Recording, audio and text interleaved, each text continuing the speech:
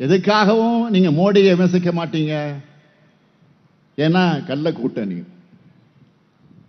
அதுக்கு பழனிசாமி புது டைலாக் சொல்றாரு, நாங்க எதிர்க்கட்சியா இருக்கோம், எப்படி மோடி எதிர்க்க முடியும்?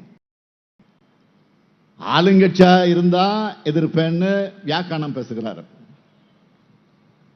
மக்கள் விரோத சட்டங்கள் எல்லாம் கொண்டு வந்தப்போ இந்த புலிப்பாண்டி எலிப்பாண்டியா மாறி பாஜகவுக்கு காலில் போய் விழுந்து கிடந்தாங்களா? இந்த கரகாட்டக்காரனும் படம் பார்த்துருப்பீங்க, ஃபேமஸான படம் கரகாட்டக்காரன். அந்த படத்தில் கவுண்டமணி காமெடி வரும், நாதஸ் திருந்திட்டான். அதே மாதிரி இப்ப மாத்தி பேசிக்கிட்டு வாக்கு கட்டுக்கிட்டு இருக்காரு. சொரணையும் சுயமரியாதையும் இல்லாத பழனிசாமி மாதிரி இல்லாம எதிர்கட்சியா இருந்தாலும் ஆளுங்கட்சியா இருந்தாலும் எந்த நிலைமையிலும் மக்கள் விரோத பாஜக அரசை திமுக உறுதியோடு எதிர்க்கும். தமிழ்நாட்டு உரிமைகளுக்காக குரல் கொடுக்கும். அதிமுக அடிமை கூட்ட மாதிரி பாஜகவை எதிர்க்க வக்கில்ல. அதுக்கு எதிர்கட்சி ஆளுங்கட்சின்னு சாக்கு போக்கு சொல்லிக்கிட்டு இருக்க மாட்டோம். எதிர்கட்சியா இருந்தப்போ தமிழ்நாட்டு உரிமைக்காக போராடணும். இப்ப ஆளுங்கட்சியா இருக்கும் போது ஆளுநரின் அத்துமீறல், தமிழ்நாட்டுக்கான நிதின்னு எல்லா பிரச்சனைகளையும் உச்ச நீதிமன்றம் வரை போய் பாஜக அரசுக்கு எதிராக வாதாடி நம்ம உரிமைகளை நிலைநாட்டுகிறோம்.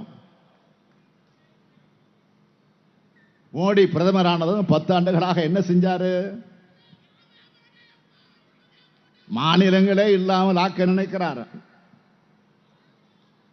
குஜராத் முதலமைச்சராக இருந்தவருக்கு இப்ப மற்ற முதலமைச்சராக பார்த்தாலே கசக்குது. மாநில உரிமைகளை பறிக்கிறாரு, மாநிலங்களுக்கு வர நிதியை தடுக்கிறாரு. தமிழ்நாட்டுக்கு ஒரு சிறப்பு திட்டம் கூட தர மறுக்கிறாரு. மாநில மொழிகளை புறக்கணிக்கிறாரு. எதை சரியா பண்றாரு தெரியுமா? விளம்பரத்துக்காக ஊருக்கு தகுந்த உடைய கரெக்டா அணிஞ்சிட்டு போறாரு. ட்ரெஸ் எந்தெந்த ஊருக்கு போறாரோ அந்த ஊருக்கு தகுந்த மாதிரி ட்ரெஸ் மட்டும் போட்டுக்கிட்டு போயிடுறாரு. ஆனா அந்த ஊரையும் ஊர் மக்களையும் அவங்க மொழியையும் பண்பாட்டையும் மதிக்கிறாரா? இல்லையே.